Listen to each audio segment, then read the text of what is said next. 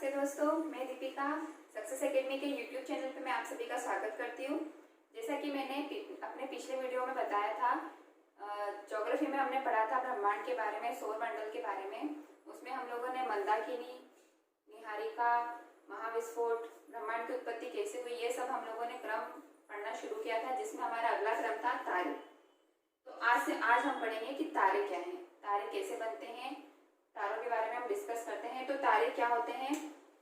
Hydrogen और helium.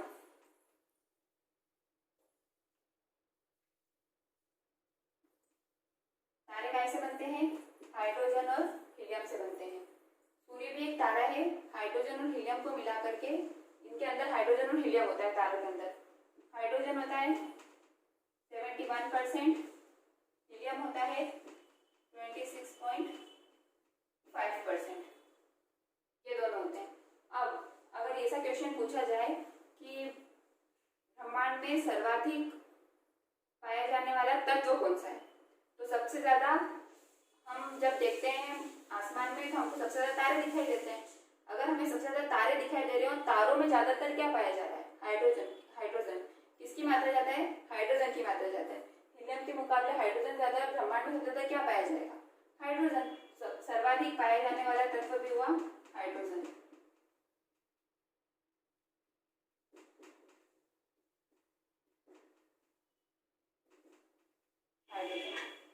Concept clear हो गया? तारे सबसे ज्यादा हैं, तारों में हाइड्रोजन सबसे ज्यादा है, तो ब्रह्मांड में सर्वाधिक पाया जाने वाला तत्व है हाइड्रोजन। तो ये तारे हैं। तो सूर्य भी एक तारा है। जो हमारा सूर्य है ये भी एक तारा है। ये है हाइड्रोजन।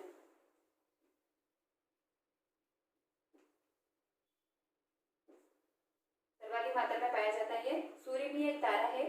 और जो सौर मंडल में ऊष्मा ऊर्जा का जो मूल स्रोत है वो सूर्य ही है। सूर्य से ही हमारे पूरे सौर मंडल में ऊष्मा और ऊर्जा उत्पन्न होती है। एक प्रक्रिया होती है जिसको हम बोलते हैं नाभिकीय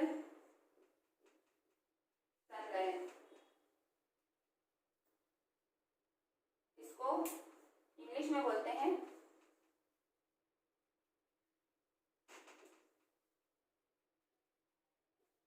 न्यूक्लियर फ्यूजन। नाभिकीय संलयन की प्रक्रिया होती है, इसको इंग्लिश में बोलते हैं हम न्यूक्लियर फ्यूजन। अब ये प्रक्रिया क्या है? इसके अंदर इस प्रक्रिया में हाइड्रोजन का हीलियम में परिवर्तन होता है। जब हाइड्रोजन हीलियम में परिवर्तित होती है तो नाभिकीय संलयन की प्रक्रिया उत्पन्न होती है। और नाभिकीय संलयन की प्रक्रिया से ही, इस प्रक्रिया से ही जो सूर्य और तारे हैं, सूर्य तारे, ये क्या करते हैं? ऊष्मा, ऊर्जा और प्रकाश उत्पन्न करते हैं।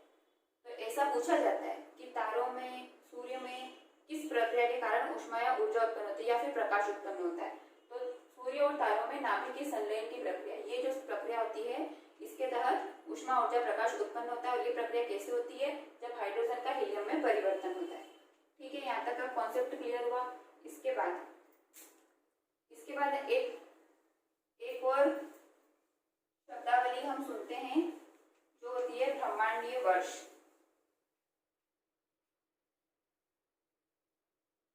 ब्रह्मांडीय वर्ष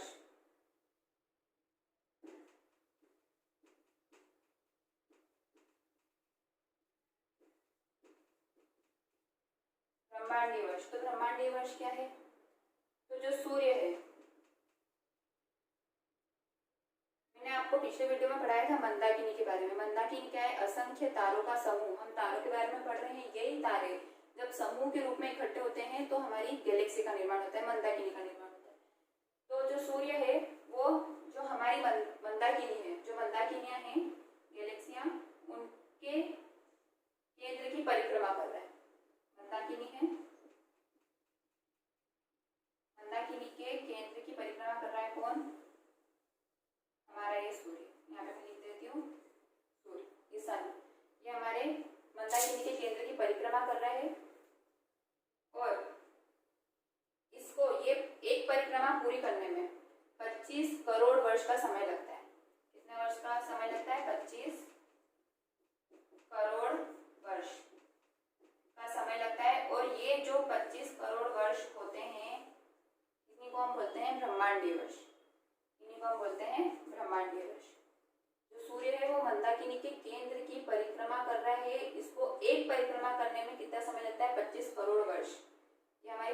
हिसाब से हम काउंट करते हैं 25 करोड़ वर्ष का समय लगता है और इसी को हम बोलते हैं ब्रह्मांडीय वर्ष। ऐसा क्वेश्चन पूछा जाता है कि ब्रह्मांडीय वर्ष क्या है, तो ब्रह्मांडीय वर्ष मंदाकिनी के केंद्र की सूर्य द्वारा एक परिक्रमा पूरी करने में लगा समय ब्रह्मांडीय वर्ष कहलाता है और यह किसके बराबर होता है, 25 करोड़ वर्ष के बराबर होता है। ये अगर ऐसा क्वेश्चन पूछा जाए तो हम आंसर लिख सकते हैं। इसके बाद एक और बात आती है कि ये जो सूर्य है ये परिक्रमा तो कर रहा है, मंदाकिनी के केंद्र की परिक्रमा कर रहा है, पर ये खुद की एक्सिस पर भी घूम रहा है। जब खुद की एक्सिस पर ये घूम रहा है तो उसको खुद की एक्सिस पर घूमने के लिए कितना समय लगता है, तो 25 से 35 दिन का समय लगता है सूर्य को खुद की मतलब घूर्णन करने में, बोल सकते हैं। एक होती है ये परिक्रमण, इसको परिक्रमण गति बोलते हैं, और जो खुद के एक्सिस पे घूमता है, खुद के अक्ष पर घूमता है, तो उसको बोलते हैं घूर्णन गति। तो उसको अपने अक्ष पर घूमने में, सूर्य को अपने खुद के अक्ष पर घूमने में 25 से 35 दिन का समय लगता है। और जो सूर्य है वो पश्चिम से पूर्व की ओर घूमता है, जैसा कि पृथ्वी घूमती है वैसे ही पश्चिम से पूर्व की ओर घूमता है। अब इसके बाद आता है तारों में ही अल्फा सेंचुरी। अल्फा सेंचुरी क्या है,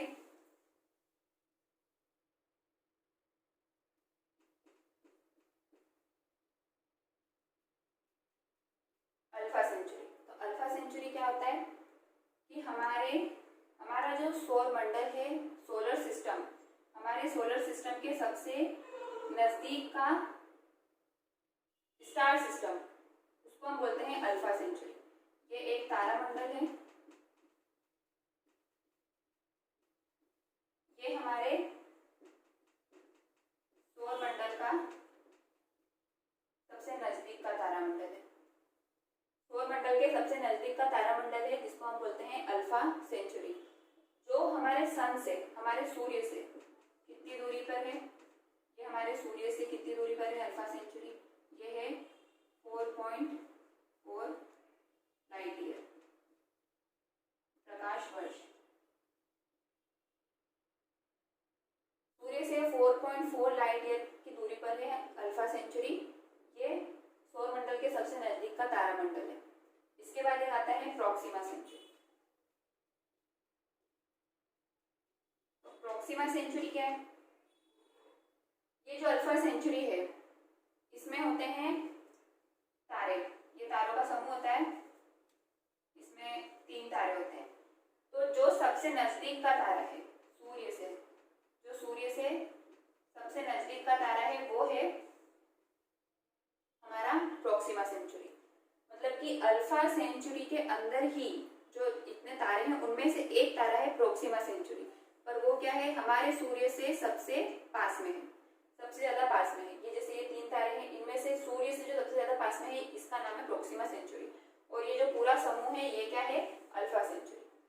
ठीक है, अब इसकी दूरी कितनी है सूर्य से, तो ये पूरा जो अल्फा सेंचुरी था ये तो 4.4 लाइट ईयर दूर था, पर जो प्रॉक्सिमा सेंचुरी है ये है 4.22 लाइट ईयर, 4.22 लाइट ईयर दूर है, ये प्रकाश वर्ष दूर है। तो हम यहाँ पर एक शब्द निकल के आया प्रकाश वर्ष। तो प्रकाश वर्ष क्या होता है, अब प्रकाश वर्ष क्या होता है, ये एक इकाई है, ये एक इकाई अगर मैं परिभाषा के तौर पे बोलूं, परिभाषा के तौर पे बोले तो आकाशीय पिंडों के बीच की दूरी को मापने की इकाई, इसको हम बोलते हैं प्रकाश वर्ष। आकाशीय पिंडों के बीच की दूरी को मापने की इकाई प्रकाश वर्ष कहलाती है, प्रकाश वर्ष कहलाती है, इंग्लिश में बोले तो लाइट ईयर कहलाती है। ठीक है, अब प्रकाश वर्ष जैसे 2 पिंड है, आकाशीय पिंड, इनके बीच की दूरी को मापना, इनको जिस इकाई से हम मापेंगे उसको बोलेंगे प्रकाश वर्ष। पर प्रकाश वर्ष है क्या, तो प्रकाश द्वारा एक वर्ष में तय की गई दूरी को हम प्रकाश वर्ष बोलते हैं। एक वर्ष में प्रकाश द्वारा, लाइट द्वारा एक वर्ष में जितनी दूरी ये प्रकाश तय करता है उसको बोलते हैं प्रकाश वर्ष।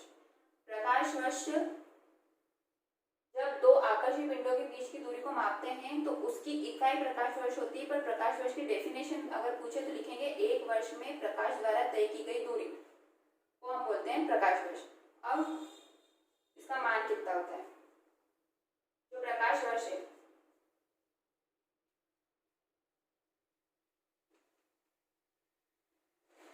इसका मान यदि हम देखें तो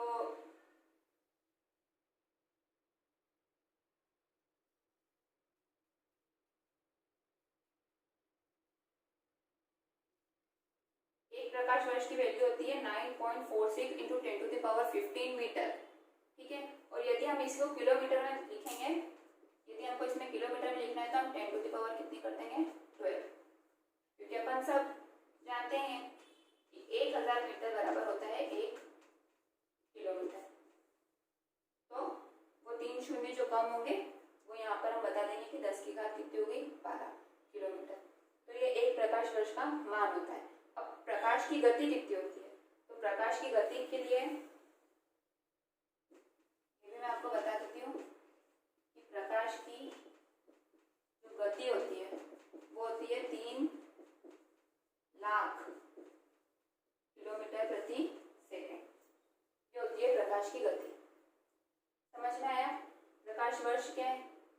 आकाशीय पिंडों के बीच की दूरी को मापने की इकाई प्रकाश वर्ष होती है।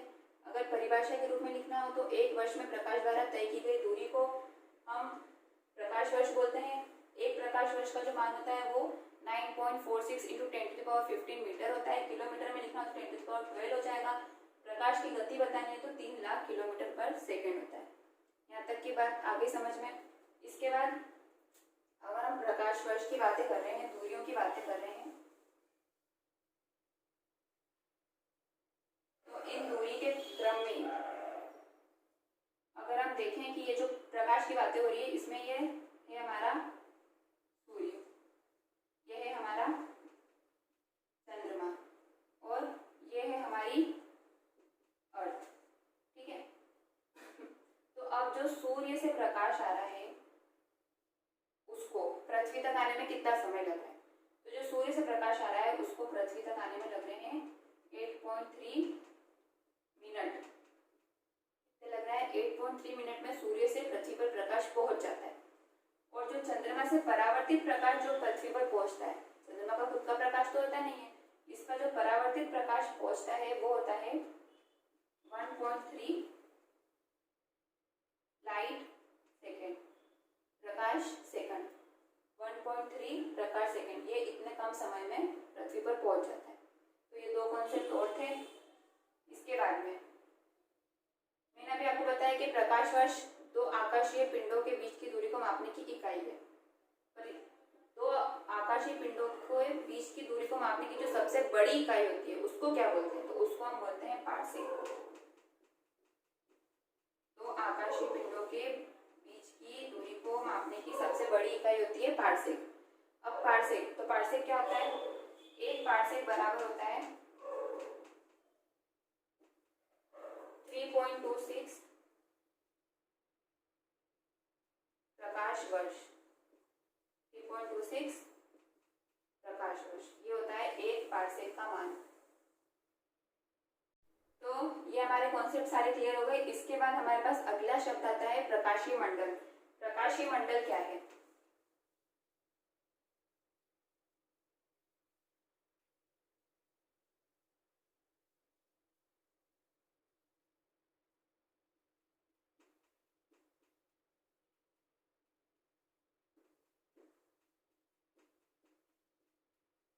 प्रकाशीय मंडल, तो जो सूर्य है,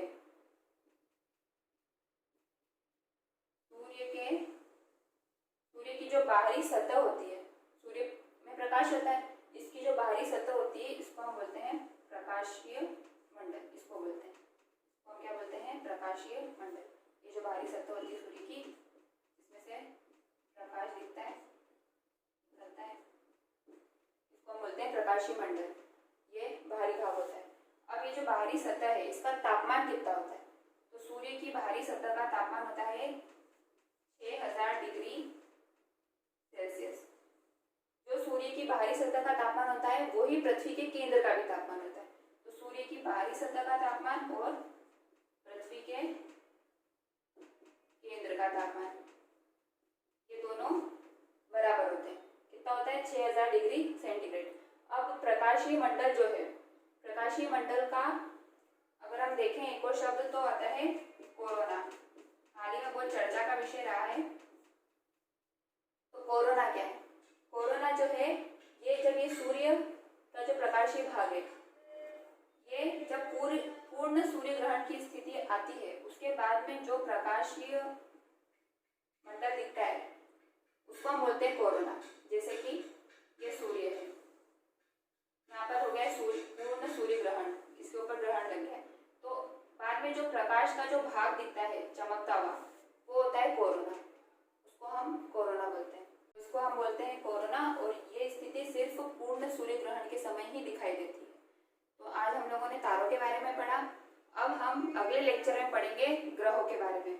जो ग्रहों का टॉपिक है ये हम पूरा एक साथ लेकर के चलेंगे, इसलिए हम उसको अगले लेक्चर में डिस्कस करेंगे।